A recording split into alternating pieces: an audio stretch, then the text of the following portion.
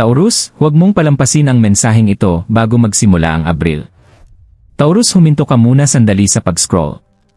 Ang mensaheng ito ay hindi random at hindi ito para sa lahat. Nahanap ka nito sa isang dahilan lalo na bago magsimula ang Abril.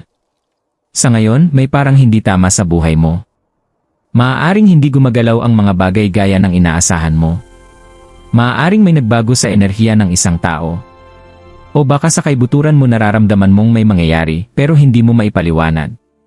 Ang pakiramdam na yon, hindi iyon takot. Iyon ay ang iyong intuition na nagbibigay babala sa iyo. Bago magsimula ang Abril, may kailangan kang makita ng malinaw. Isang katotohanang iniiwasan mo, isang senyales na hindi mo pinapansin o isang desisyon na matagal mo nang ipinagpapaliban. At kung palalampasin mo ang sandaling ito, maaaring mawala rin ang bagay na papasok sana sa buhay mo. Kaya Taurus, makinig kang mabuti. Dahil ang maririnig mo maaaring magbago ng lahat. Taurus, kung nandito ka pa rin, ibig sabihin ang mensaheng ito ay talagang para sa'yo. Dahil nitong mga nakaraan, parang may hindi tama. Kahit anong gawin mo, pakiramdam mo ay naiipit ka sa isang lugar. Sinusubukan mong umusad, sinusubukan mong maging matatag, pero may parang hindi nakikitang bigat na pumipigil sa'yo. At sa loob-loob mo, paulit-ulit mong tinatanong ang sarili mo. Bakit ngayon? Bakit parang ang hirap lately? Pero paano kung hindi ito parusa kundi paghahanda? Taurus, bago magsimula ang Abril, inilalagay ka sa isang napakasensitibo at mahalagang yugto ng buhay mo. Isang yugto kung saan mas malakas ang emosyon mo, mas malalim ang iniisip mo, at ang iyong intuition, ang iyong kutob, ay mas malakas kaysa dati. Ang iba sa inyo ay nakakaranas ng distansya marahil mula sa isang taong dati ay napakalapit sa iyo. Ang iba naman ay humaharap sa kawalan ng katiyakan, isang sitwasyong hindi na stable. At ang iba sa inyo ay pagod na. Sobrang pagod. Pero patuloy pa ring lumalaban ng tahimik. At ang totoo, hindi lahat ng tao sa paligid mo ay makakaintindi sa pinagdadaanan mo ngayon. Pero nararamdaman mo ito. Nararamdaman mong may malaking pagbabago na paparating. At ang mensaheng ito ay nandito para ipaalala sa iyo na ang nararanasan mo ngayon ay hindi katapusan. Ito ang sandali bago magsimulang magbago ang lahat. Taurus, habang papalapit ang Abril, may isang bagay sa loob mo ang unti-unting nagigising. Hindi ito maingay.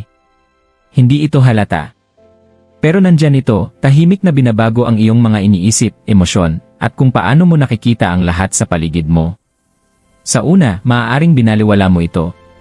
Sinabi mo sa sarili mo, siguro nag-o-overthink lang ako. Siguro wala lang itong pakiramdam.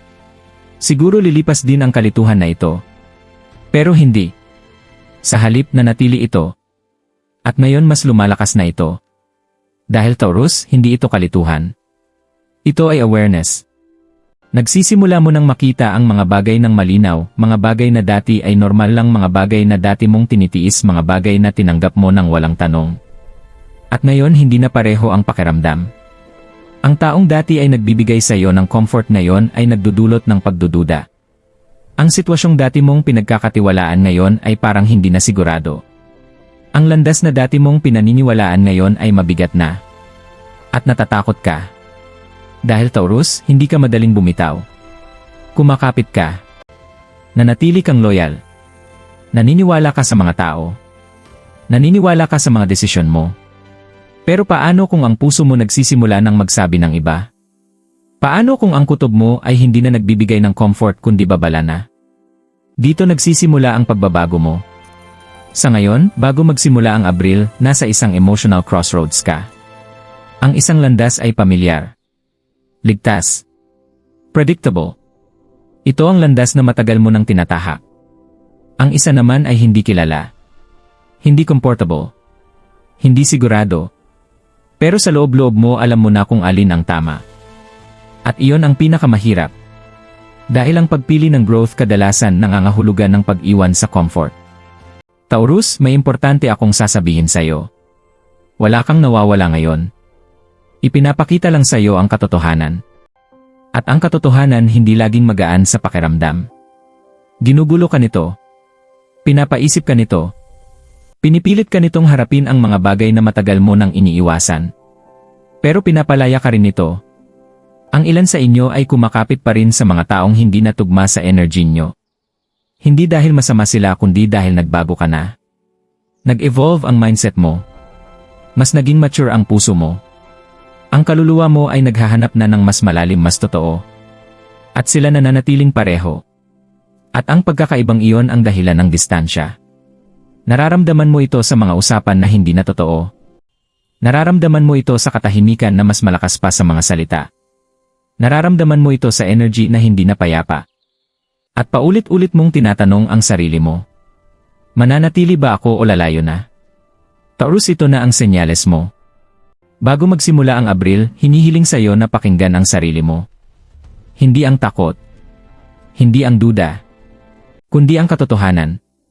Dahil habang mas ini-ignore mo ang inner voice mo, mas lalakas ang buhay para pansinin ka. At minsan hindi lang bulong ang buhay. Minsan, pinipilit nito ang pagbabago. Pero ngayon, may choice ka pa.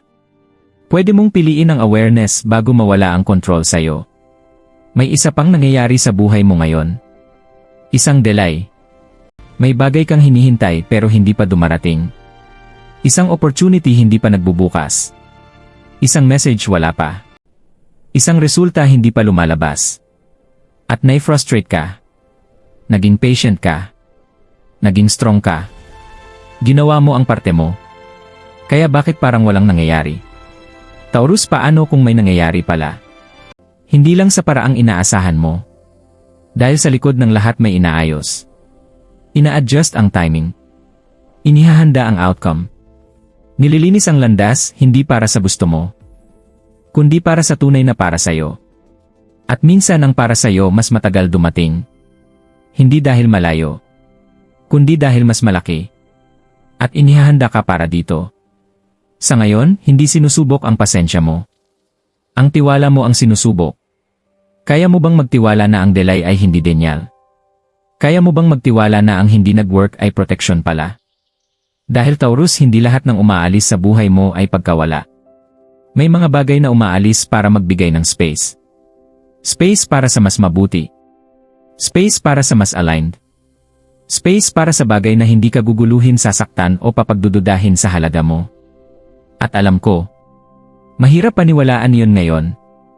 Dahil kapag nasa gitna ka ng uncertainty, pakiramdam mo lahat ay gumuho. Pero paano kung inaayos lang pala ang lahat? Hindi ka nahuhuli. Hindi ka naiipit. Nasa transition ka. At ang transition laging hindi komportable. Ito ang pagitan ng kung ano ang dati at kung ano ang paparating. Ito ang sandali kung saan walang sigurado pero lahat nagbabago. At doon ka ngayon. Ngayon, pag-usapan natin ang energy mo. Dahil Taurus, malakas ang energy mo ngayon. Mas malakas kaysa sa inaakala mo. Nararamdaman ito ng iba. Tumutugon dito ang mga sitwasyon. Naapektuhan nito ang mga opportunity. Pero ito ang problema. Ibinibigay mo ang energy mo sa mga bagay na hindi karapat-dapat. Sa mga taong hindi ito pinapahalagahan. Sa mga sitwasyong inuubos ka. Sa mga isipin na nagpapahina sa'yo. At ito ang humahadlang sa clarity mo. Bago magsimula ang Abril, kailangan mong protektahan ang energy mo. Mag-ingat sa mga taong kinakausap mo. Mag-ingat sa mga pinapakinggan mo. Maging aware sa mga pinapapasok mo sa isip mo. Dahil hindi lahat sa paligid mo ay para manatili. At hindi lahat ng tao sa paligid mo ay para maintindihan ka. May mga taong kukwestiyonin ang growth mo. May mga taong hindi magugustuhan ang bagong version mo. Ayos lang kung pakiramdam mo nagbabago ang lahat. Dahil hindi ka nilikha para manatili sa dati. Nandito ka para magbago, para mag-level up, para maging mas malakas na bersyon ng sarili mo. At tandaan mo, ang tunay na pagbabago hindi kailanman madali. May isang mahalagang bagay na paparating sa buhay mo. Isang desisyon. Sa lalong madaling panahon, haharap ka sa isang sitwasyon na susubok sa'yo. Sa una, baka isipin mong maliit lang ito. Pero mararamdaman mo, iba ito. Mabigat. Mahalaga. Totoo.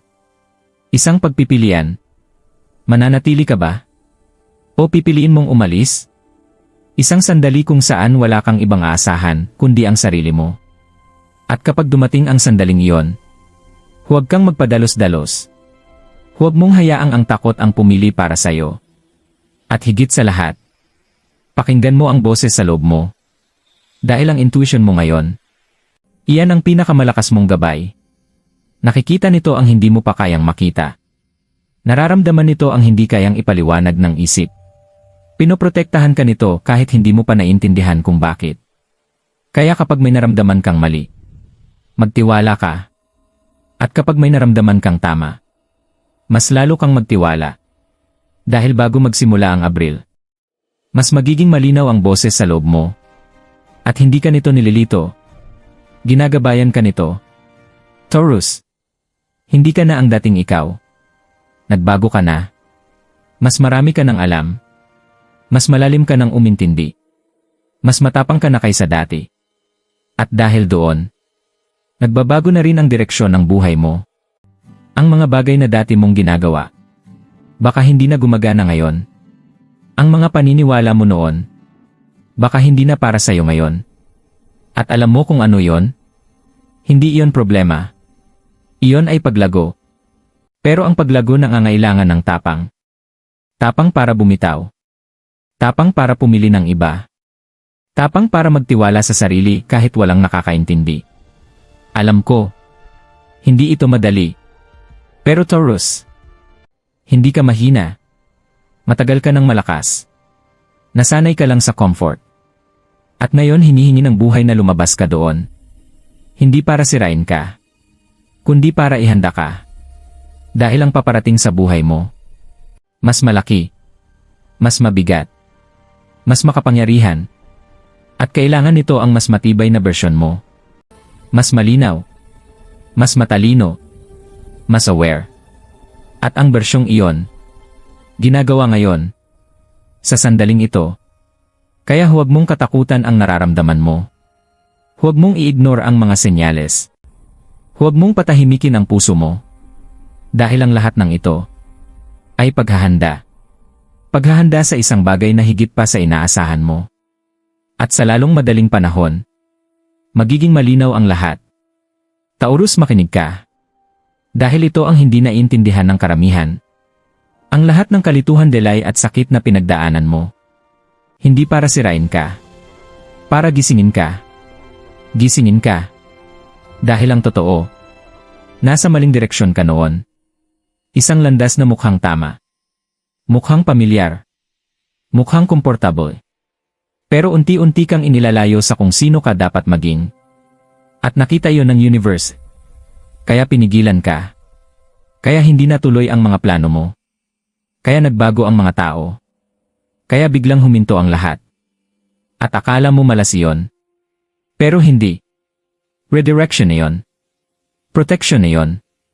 Minsan ang proteksyon, mukhang rejection, mukhang pagkawala, mukhang delay, mukhang sakit. Pero ang hindi mo nakita, kung ano ang iniiwasan mo. Isang sitwasyon na sisira sa'yo. Isang tao na sasaktan ka. Isang landas na pipigil sa paglago mo. Kaya imbes na pabayaan ka, binago ang lahat. Hindi para parusahan ka, kundi para iligtas ka. Ngayon, nasa isang turning point ka. At ang susunod mong desisyon, magbabago ng lahat. Pero ito ang katotohanan. Ang blessing na hinihintay mo, hindi darating. Hanggat hindi mo binibitawan ang hindi na para sa'yo. Masakit iyon. Dahil kumakapit ka pa. Sa tao. Sa alaala. Sa pag-asa na babalik pa sa dati. Pero Taurus, hindi na. Dahil hindi ka na pareho. At hindi na rin pareho ang landas mo. Ang dating ikaw. Unti-unti nang nawawala. At may bagong ikaw na lumalabas. Mas malinaw. Mas matapang. Mas hindi na papayag sa kulang. Pero para tuluyang lumabas ang bagong ikaw na yon, kailangan mong pumili. Isang tunay na desisyon. Hindi base sa takot. Hindi base sa comfort. Kundi base sa katotohanan. At masakit ang katotohanan minsan. Pero iyon ang magpapalaya sa'yo. Taurus, kung naramdaman mo ang mensaheng ito, huwag mo itong i-ignore. Ito na ang sign mo. Kung kinuklaim mo ang energy na ito, Ay type mo sa comments, Taurus Energy. At kung handa ka ng magbago, handa ka ng bumitaw, handa ka ng tanggapin ang blessing mo, ay type mo, I Leo ready. Hayaan mong marinig ng universe ang intensyon mo. At kung naniniwala ka na may malaking pagbabago ang paparating ngayong Abril, ay share mo ito.